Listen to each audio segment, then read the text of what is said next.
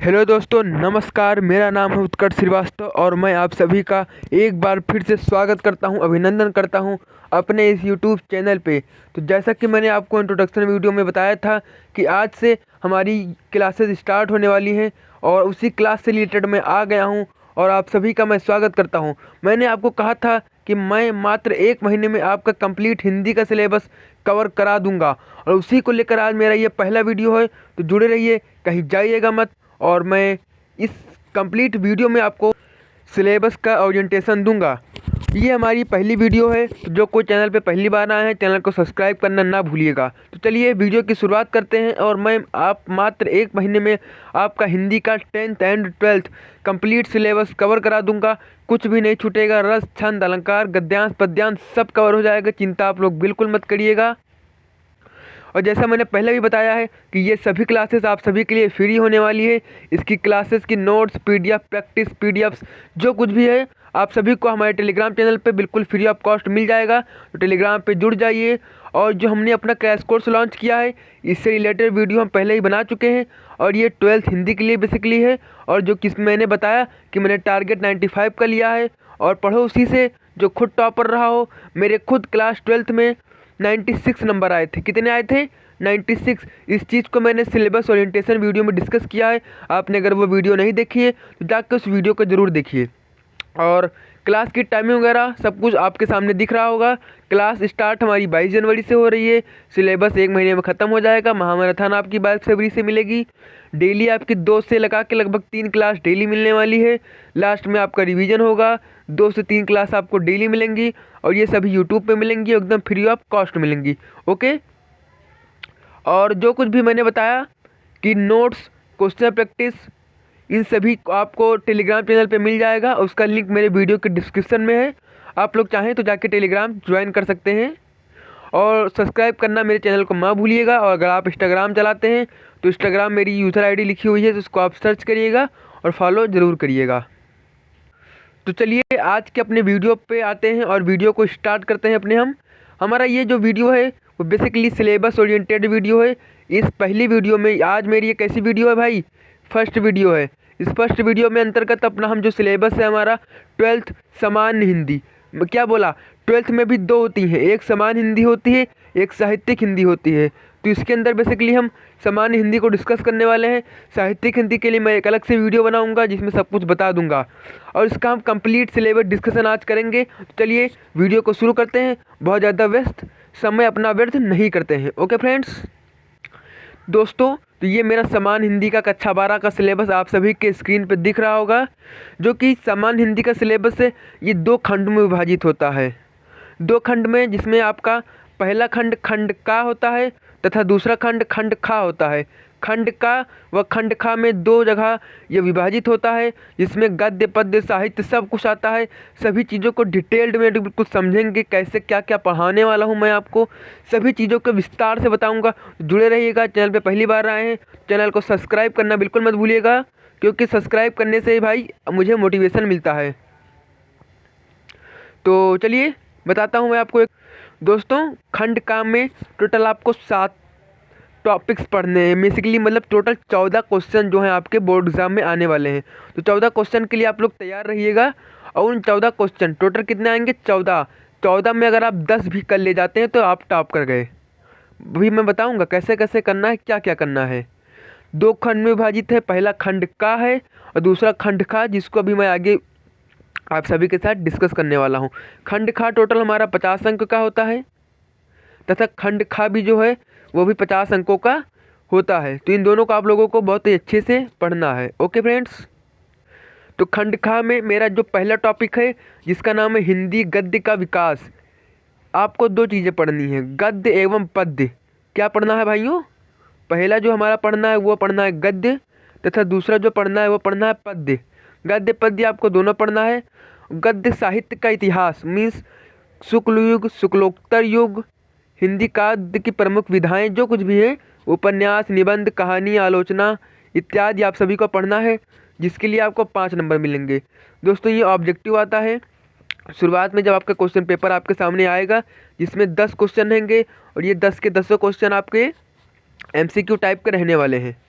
Okay, तो MCQ अगर आप 10 सही कर ले जाते हैं तो 10 में 10 मिलते हैं, अगर एक भी गलत हुआ तो माइनस का 1। इस बात को आपको ध्यान रखिएगा कि 10 MCQ आपके आते हैं और दोनों 5-5 नंबर के आते हैं।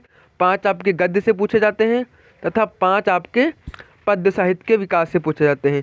तो एक हिंदी गद्य का विकास और काव्य साहित्य का विकास दोनों आपके 5-5 अंक के होते हैं, जो कि आपके टोटल 10 अंक निर्धारित करते हैं। जो मैं ये सिलेबस बता रहा हूँ आपको, मैं ये सामान्य हिंदी, क्या कहा मैंने, सामान्य हिंदी का ये सिलेबस का डिस्कशन हो रहा है। साहित्यिक हिंदी के लिए मैं अलग से वीडियो बनाऊंगा। सामान्य हिंदी में क्या क्या कैसे कैसे पढ़ना है उस सभी चीज़ों को मैं इस वीडियो के अंदर डिस्कस कर रहा हूँ। ओके, उसके बाद जब आप गद्य व पद्य जब आप दोनों पढ़ लेते हैं अच्छे से, तो उसके बाद आपको उनके गद्यांश पर आधारित प्रश्नोत्तर करने होते हैं। मतलब ये कि आप गद्य एंड पद्य के अंदर क्वेश्चन आंसर नहीं, बेसिकली जो कोई भी लेखक होता है उस लेखक के आप जीवन परिचय साहित्यिक परिचय पढ़ते हैं और उसके अंदर उसके जो चैप्टर्स दे रखे होते हैं उन चैप्टर्स को भी आपको पढ़ना होता है। तो उन चैप्टर से ही गद्यांश से आपसे क्वेश्चन पूछे जाते हैं। तो गद्यांश से आपके 5 प्रश्न पूछे जाएंगे तथा पद्यांश से भी आपके 5 प्रश्न पूछे जाएंगे। इसकी ट्रिक होती है, मैं आपको बता दूंगा, आप लोग बहुत ही आसानी से कर पाएंगे, जो कि बेसिकली 2-2 नंबर में पूछे जाते हैं। आपने एक क्वेश्चन सही कर दिया, आपको टोटल 2 नंबर मिलेंगे। ओके, ऐसे ही आपने 5 क्वेश्चन सही कर दिए, आपको टोटल 10 नंबर मिल जाएंगे, जो कि बहुत ही आसान एवं सरल होते हैं, एकदम हलवा क्वेश्चन पूछे जाते हैं। और इसकी भी ट्रिक होती है गद्यांश की पद्यांश की। और पहले तो ये पूछता है कि मतलब गद्यांश में किसने लिखा है, इसके रचनाकार कौन है और किस पार्ट से लिया जाता है, जो कि आप बहुत आसानी से लिख सकते हैं और 2-2 नंबर आप बहुत ही आसानी से हासिल कर सकते हैं। बहुत ही ईजी होता है, इसको मैं आपको ट्रिक से समझा दूंगा। आपके गद्यांश में पद्यांश दोनों चुटकी में याद हो जाएंगे तथा 10 + 10 टोटल 20 नंबर जो आपके हैं वो आराम से रेडी हो जाएंगे, जिसकी चिंता आप लोग मत करिएगा। उसके बाद जो आप गद्यांश पद्यांश के अंदर आप जीवन परिचय और साहित्यिक परिचय पढ़ते हैं, एक बात का आप लोग विशेष ध्यान रखिएगा कि जो हमारे सामान्य हिंदी के स्टूडेंट हैं, जो हमारे सामान्य हिंदी के छात्र हैं, वो इस बात का ध्यान रखिएगा कि उनको साहित्यिक परिचय लिखना है। क्या लिखना है? साहित्यिक परिचय लिखना है। क्या लिखना है? साहित्यिक परिचय लिखना है। इस बात को उनको विशेष रूप से ध्यान देना होगा। और जो हमारे साहित्यिक हिंदी के स्टूडेंट्स हैं, साहित्यिक हिंदी के स्टूडेंट हैं जो, उनके लिए आपको जीवन परिचय लिखना है। तो ये जो वीडियो है ये बेसिकली सामान्य हिंदी के स्टूडेंट्स के लिए है। किसके लिए है? सामान्य हिंदी। तो इन सामान्य हिंदी वाले छात्रों को क्या लिखना है? साहित्यिक परिचय लिखना है। बहुत लोग जीवन परिचय लिख के आते हैं, आप जीवन परिचय लिख सकते हैं, मैं ये नहीं कह रहा हूँ कि आपको जीवन परिचय नहीं लिखना है, आपको लिखना है। उसके लिए आप क्या करेंगे, आप एक बॉक्स बनाएंगे, इसमें डॉट डॉट कर देंगे, यहाँ पे उनका जन्म, मरण, माता पिता का नाम साइड में, कहाँ पे? साइड में आपको लिख देना है। और उसके बाद अपनी जो हेडिंग है साहित्यिक परिचय, वो साहित्यिक परिचय आप हेडिंग बनाएंगे, उसके बाद लिखते चले जाएंगे। ठीक है, जो कि बहुत ही ईजी होता है, इसको मैं आपको बता दूंगा। जीवन परिचय साहित्यिक परिचय आप बहुत ही आराम से ये दोनों लिख पाएंगे, जो कि 5-5 नंबर पर पूछे जाते हैं। ज़्यादा आपको लिखना नहीं है, मात्र 80 शब्द इसमें लिमिट लगा हुआ है। शब्द सीमा अधिकतम 80, अगर आप 80 कंप्लीट कर देते हैं तो आपका कंप्लीट हो जाएगा। बस आपको बहुत ज़्यादा लिखने की ज़रूरत नहीं है, मात्र आपको 80 शब्द में जीवन परिचय साहित्यिक परिचय कंप्लीट कर देना है। ओके फ्रेंड्स, उसके बाद आपका आ जाता है कि निर्धारित कहानियों का सारांश एवं उद्देश्य पर आधारित प्रश्न, ये भी 80 शब्द का। एक बात का ध्यान रखिएगा, आप जो लिखेंगे 80 शब्द, मात्र 80 शब्द, बहुत ही आसान होते हैं। और आपको कहानियाँ पढ़नी होती हैं, चरित्र चित्रण पढ़ना होता है। कहानी भी आपकी 5 नंबर में पूछी जाती है और चरित्र चित्रण हर जिले का अलग अलग होता है। मैं आपको बता दूंगा, लास्ट एक अलग से वीडियो बनाऊंगा, मैं उसमें बता दूंगा कि आपको किस किस का चरित्र चित्रण पढ़ना है और कौन से ज़िले में कौन सा चलता है। क्योंकि जो भाई ज़िला होता है, हर ज़िले में जो कहानियाँ और चरित्र चित्रण चलते हैं वो सभी अलग अलग होते हैं, तो आपको इस बात का ध्यान रखना है। और कहानियाँ 4-5 कहानियाँ होती हैं, आपके सिलेबस में दे रखी है, जो कि इम्पॉर्टेंट 2 ही कहानियाँ होती हैं। मात्र 2 कहानियाँ मैं आपको बताऊँगा, अगर आप 2 कहानियाँ पढ़ लेते हैं तो आप उसमें से ही 5 नंबर आराम से ला सकते हैं। और चरित्र चित्रण मैं आपको बता दूंगा, चरित्र चित्रण आप पढ़ लीजिएगा, चरित्र चित्रण से आपको 5 नंबर मिल जाएंगे। ये 2 बहुत ही ईजी होते हैं, इस बात को ध्यान रखिएगा। और ये आपका खंड का जो कि 50 नंबर का होता है, 50 नंबर कंप्लीट, ये मतलब ये समझिए सबसे इजी खंड जो होता है वो खंड का होता है, और खा जो होता है वो थोड़ा टफ होता है। तो खंड का बहुत आसान है, आप चुटकी में पढ़ सकते हैं, कवर हो जाएगा आराम से, मुट्ठी में आपके 50+ नंबर आ जाएंगे, कहीं नहीं जा रहे हैं। बट एक बात का आप लोग विशेष ध्यान रखिएगा कि कहीं ना कहीं आपकी जो राइटिंग है वो भी थोड़ा प्रभाव हिंदी में डालती है। अगर आपकी राइटिंग अच्छी है तो आपके नंबर बढ़ने के चांसेस जो होते हैं वो थोड़ा सा ज़्यादा होते हैं। तो चलिए अब आगे बढ़ते हैं खंड खा की ओर। खंड का के बाद ये हमारी खंड खा है, और खंड खा के अंदर संस्कृत का आपका बहुत आसान होता है। संस्कृत में हिंदी और गद्यांश पद्यांश दोनों आते हैं। संस्कृत बहुत ही आसान विषय है जिसको आप कवर कर सकते हैं, और 7+7 का संस्कृत आता है जैसे कि मैंने आपको बता ही दिया है।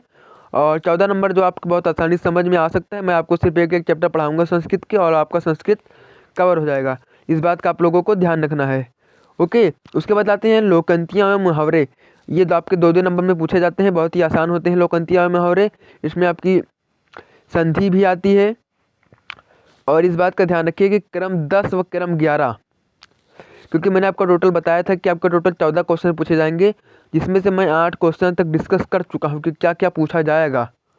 और उन 8 के बाद 9 नंबर पे आपके लोकंती मुहावरे जो कि टोटल 2 नंबर के होने वाले हैं। और उसके बाद क्रम संख्या 11, क्रम संख्या 10, ये दोनों आपके ऑब्जेक्टिव टाइप होंगे। दोनों आपके कैसे होंगे? MCQ, मतलब ये कि 10 नंबर आपने गद्यांश पद्यांश के MCQ उठा लिए, plus question number 10, question number 11, ये भी आपके MCQ पूछे जाएंगे। तो इस बात का आप लोग विशेष ध्यान रखिएगा, यहाँ से अभी आप अच्छे नंबर उठा सकते हैं। ओके, क्रम संख्या 10 में आपको क्या पढ़ना है वो आपको मैं बता देता हूँ। थोड़ा सा नीचे आते हैं।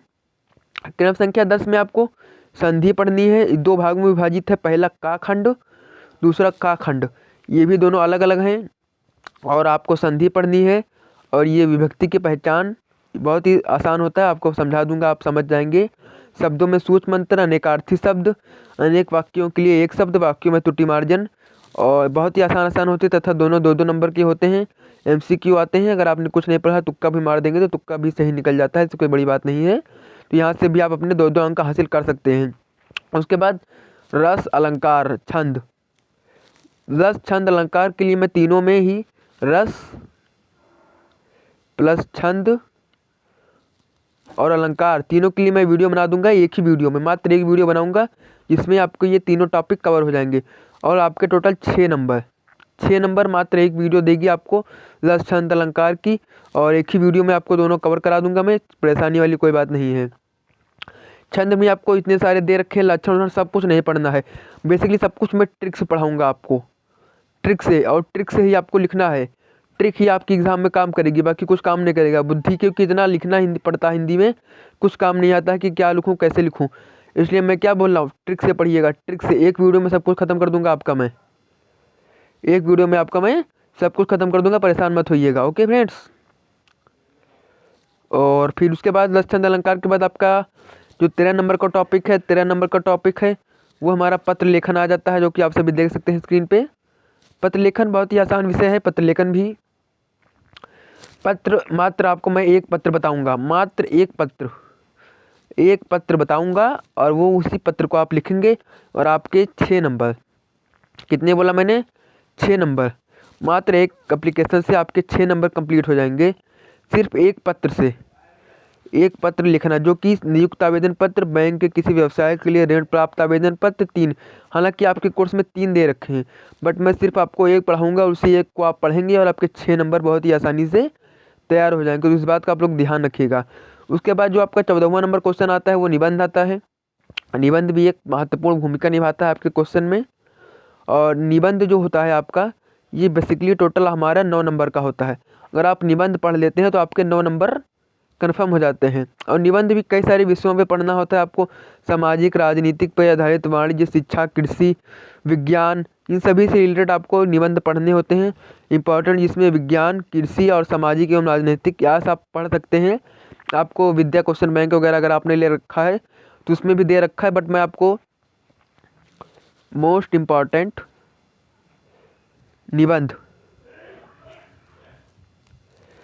निबंध बता दूंगा, जो कि आप पढ़ लेंगे और आपके बोर्ड एग्जाम 2025 में फंसेगा, इस बात की गारंटी देता हूं मैं। तो आप लोग समझिएगा। और आगे बढ़ता हूँ। आपके ये जो कंप्लीट सिलेबस है मैंने डिस्कस कर दिया, कौन कौन से 14 क्वेश्चन पूछे जाते हैं।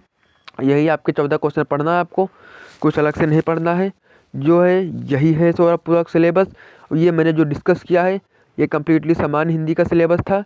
मैंने समान हिंदी का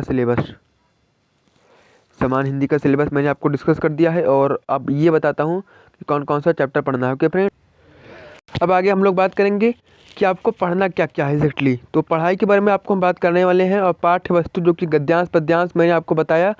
और गद्यांश में सबसे पहला चैप्टर आपका है वासुदेव शरण अग्रवाल जी का, जो कि मोस्ट इम्पॉर्टेंट चैप्टर है। वासुदेव शरण अग्रवाल का, जिनके चैप्टर का नाम है राष्ट्र का स्वरूप।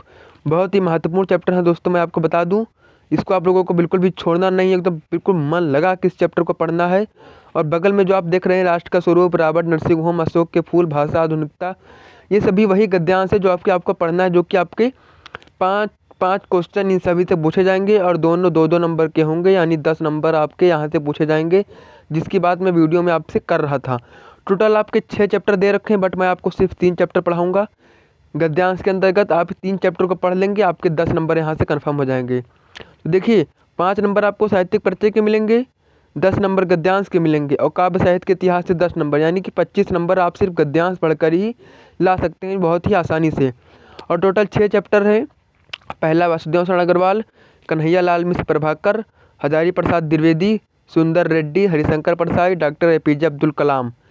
और इन सभी के सामने इनके जो अध्याय के नाम है वो लिखे हुए हैं, आप सभी पढ़ सकते हैं। रॉबर्ट नरसिंह होम, अशोक के फूल, भाषा आधुनिकता, निंदारत तेजस्वीपन के संपादित अंत। ठीक है, संपादित अंश तक आपको पढ़ना है। उसके बाद आप सभी का जो आ जाएगा वो नेक्स्ट चैप्टर आ जाएगा पद्य में। पद्य के अंतर्गत आपको क्या क्या पढ़ना है, पद्य में आपको सभी को मैं डिस्कस कर देता हूँ। पद्य में भी आपके टोटल 6 चैप्टर हैं, नहीं सॉरी 7 चैप्टर हैं, बट 7 चैप्टर आपको नहीं पढ़ना है, मात्र 3 चैप्टर पढ़ना है। और 3 चैप्टर से आपके सारे क्वेश्चन फंस जाएंगे। जिसमें पहला बहुत इंपॉर्टेंट है अयोध्या सिंह उपाध्याय हरिओ जी का पवन दूती का। यहाँ से हर साल आपका लगभग क्वेश्चन बनता है। मैथिली शरण गुप्त, जयशंकर प्रसाद, सुमित्रानंद पंत, महादेवी वर्मा, रामधारी सिंह दिनकर और सच्चिदानंद हीरानंद वासेन अज्ञे, जो कि बहुत ही महत्वपूर्ण अध्याय, इन सभी को आपको पढ़ना है। और पवन दूती का कैकेयी अनुताप, गीत बहुत इंपॉर्टेंट चैप्टर है। बापू, जो कि क्वेश्चन कम पूछे जाते हैं हालांकि, और मैं आहुति बनकर देखा, बहुत ही इंपॉर्टेंट है। इन सभी को मैं आपको करके आगे के वीडियो में बताने वाला हूँ। ये कौन कौन से चैप्टर हैं, 6 टोटल गद्य में है, 7 टोटल पद्य में है, मैं आपको ये सिर्फ बता रहा हूँ। ठीक है फ्रेंड्स, उसके बाद आते हैं आप सभी के सामने कथा साहित्य में। कथा साहित्य में आपको 4 चैप्टर दे रखे हैं, मैं सिर्फ आपको एक पढ़ा दूंगा, उसी एक से फंस जाएगा। जो कि बता भी देता हूँ, ध्रुव यात्रा आपका बहुत इंपॉर्टेंट है, इसी को आपको पढ़ना है, इसी को मैं आपको पढ़ाने वाला हूँ। ठीक है, और बहुत ही मज़ेदार वीडियो होगी, इंटरेस्टिंग वीडियो होगी, आपको डेली वीडियो मिलेगा, आप लोग परेशान मत होइएगा। कहीं भी जाना नहीं है आपको, चैनल को सब्सक्राइब करके रखना है, डेली वीडियो मिलेगी आपको। हिंदी में मैंने टारगेट लिया है 95 प्लस का, 95 प्लस आपके हिंदी में आने हैं। 1 महीने लगातार आपको क्लासेस मिलेंगी, डेली 2 से 3 वीडियो अपलोड होगी। आज मेरी ये पहली वीडियो है, और पहली वीडियो में ही आपको धमाकेदार एकदम जोश की कोई कमी नहीं दिख रही होगी, ऐसा मैं आपसे कामना करता हूँ। और आप सभी को मैं बता दूं कि आपकी जो खंडकाव्य पुस्तक है उसके अंदर एक चीज़ और टफ पूछी जाती है, चरिचित्रण, जो कि मैंने आपको बताया था। तो खंडकाव्य में आप लोग चाहें तो एक स्क्रीनशॉट ले सकते हैं। इसको मैं थोड़ा ऊपर कर देता हूँ, आप लोग इसके स्क्रीनशॉट ले लीजिए और देख लीजिए कौन कौन से शहर में, कौन कौन से ज़िले में कौन कौन सी चीज़ चलती है। इस पर मैं एक डिटेल्ड वीडियो अलग से बना दूंगा कि कौन किसको किसको क्या क्या पढ़ना है। हालाँकि हम जो बहराइच ज़िले के निवासी हैं और हमारे वहाँ श्रवण कुमार जी का चलता है, जिसके लेखक श्री बालक शुक्ल जी हैं। श्री बालक शुक्ल की लिखित श्रवण कुमार, इसे हम लोग पढ़ते हैं चरिचित्रण, जो कि बेसिकली हमारा बहराइच ज़िले में आता है। आप लोग अपने ज़िले के हिसाब से देख लीजिएगा, और मैं इसको पढ़ा दूंगा, इस पर अलग से एक वीडियो बना दूंगा। तो इस पर मैं अपना ज़्यादा समय व्यर्थ नहीं करूँगा और आगे बढ़ूँगा। ठीक है, उसके बाद आ जाता है हमारा संस्कृत। संस्कृत ही बहुत आसान विषय है, और इसमें सबसे इम्पॉर्टेंट आपको सुभाषित रत्नानी है। इसको आप पढ़ लेंगे तो इस अकेले इस मत जो आपका चैप्टर नंबर 5 है, इस अकेले चैप्टर से आपके 7 नंबर आ सकते हैं संस्कृत से। इस बात का आपको विशेष रूप से ध्यान रखना है। और जो आपका 3rd चैप्टर है संस्कृत भाषाएं महत्वम, इन 2 चैप्टर को अगर आप पढ़ लेते हैं तो आपके 7 दूनी 14 नंबर कहीं नहीं जा रहे हैं संस्कृत से। इस बात को आपको बेसिकली बहुत ही महत्वपूर्ण रूप से ध्यान रखना है। तो आपको ये दोनों चैप्टर मैं संस्कृत पढ़ा दूंगा, कैसे क्या क्या है सब कुछ मैं आपको बता दूंगा। आपको परेशान नहीं होना है, बस आपको क्या करना है, चैनल को सब्सक्राइब करना है, वीडियो को लाइक करना है और चैनल पे जुड़े रहना। डेली आपको वीडियोस मिलेंगी, आपको डेली पढ़ाई करना है, डेली पढ़ाई करना है। आपको डेली 2 से 3 वीडियो मिलेंगी हमारे चैनल पे, तो कहीं भी जाइएगा मत, सब्सक्राइब करके रखिए। और हिंदी में 95 प्लस, जैसा कि मैंने कहा, आपके बोर्ड एग्ज़ाम के पहले आपका कंप्लीट सिलेबस मात्र 1 मंथ में मैं आपको कवर करा दूंगा और इसी 1 मंथ में आपका बोर्ड एग्ज़ाम हो जाएगा। और 24 फरवरी के बाद से आपका बोर्ड एग्ज़ाम है, उसके पहले सबको दे दूंगा, महामैराथन दे दूंगा। महामैराथन क्या बोला, महामैराथन 4-4 5-5 घंटे की आपकी क्लास होंगी। ये तो मात्र सिलेबस ओरिएंटेशन है। क्लासेज जब आपको मिलेंगी तो आपको लगेगा कि हाँ सर क्लासेस मिल रहा है। ओके, तो चलिए वीडियो को यहीं पे अंत करते हैं और आप सभी का बहुत बहुत धन्यवाद। आप सभी ने उम्मीद है कि पूरी वीडियो वॉच की होगी। मैं आप सभी का उत्कर्ष श्रीवास्तव बहुत ही आभार प्रकट करता हूँ, अभिनंदन करता हूँ, स्वागत करता हूँ आप सभी का हमारे चैनल पे। और जुड़िएगा मत, जुड़े रहिएगा, जाइएगा कहीं मत। आपको सुबह कल फिर मैं एक लगभग 7 बजे के करीब, अभी रात के 6 बजे मैं वीडियो शूट कर रहा हूँ, आपको कहीं ना कहीं टाइम भी दिख रहा होगा, 6:20 हो रहे हैं। सुबह 7 बजे, 6:20 अभी हो रहा है, मैं वीडियो शूट करना हूँ और सुबह 7 बजे आपको फिर एक वीडियो दूंगा। मतलब 6 बजे आपको ये वीडियो अपलोड हो जाएगी, उसके बाद 7 बजे आपको एक वीडियो फिर मिलेगी सुबह। तो डेली 2 से 3 वीडियो मिलेगी आपको, तो आप लोग यहीं पर रहिएगा, कहीं जाइएगा मत। तो मिलते हैं सुबह आप एक नई वीडियो के साथ, नई जोश और उमंग के साथ। तब तक बहुत बहुत धन्यवाद। आपका प्यारा उत्कर्ष श्रीवास्तव।